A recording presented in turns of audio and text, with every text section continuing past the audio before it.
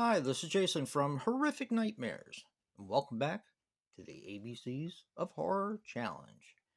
Now, this was created by Rob's Nightmares, and this is where we pick a film associated with a certain letter of the alphabet, give it a watch, and a review.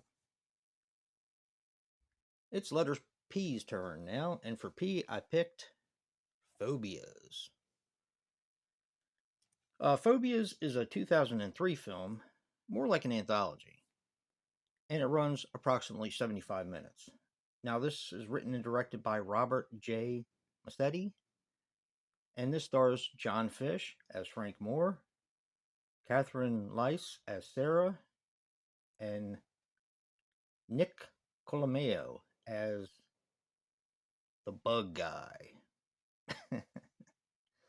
Now, I had already said that this is split up into two different films, or I said it was an anthology, but this is actually split up into two short movies.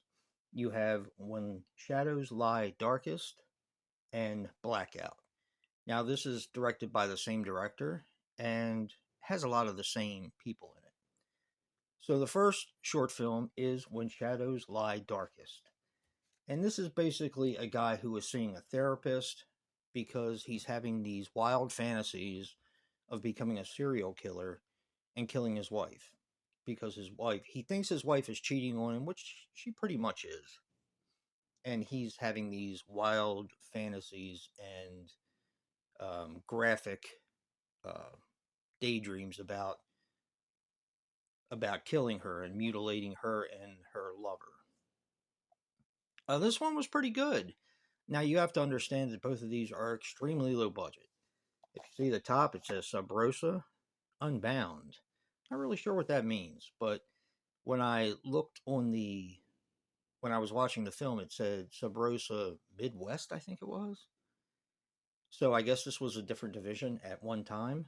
Um, but I like both of these films. So we talked about When Shadows Lie Darkest. The second one is called Blackout. And of course, these are short films, there's not a whole lot to them. But in this one, in the beginning, a woman is in a police station talking about the death of her husband. Now, the cops are drilling her, saying that she's saying that he beat her, he was a drunk, and she was more or less doing it in self defense. So, because they don't have enough evidence in order to disparage what she's saying, they let her go. While she lives with her friend now, her girlfriend, and the guy who's involved with the other girl is coming home for the weekend, and she has to find some place else to stay. So this guy that she meets, she ends up staying at his house, and he starts getting into her personal business about what happened with her husband. Meanwhile, there is something going on in this girl's mind that isn't exactly right. And you're finding out more and more about her and her husband and the dynamic that they have as we go along. I'm going to leave that one there. This one was actually pretty good as well. These two, I was surprised.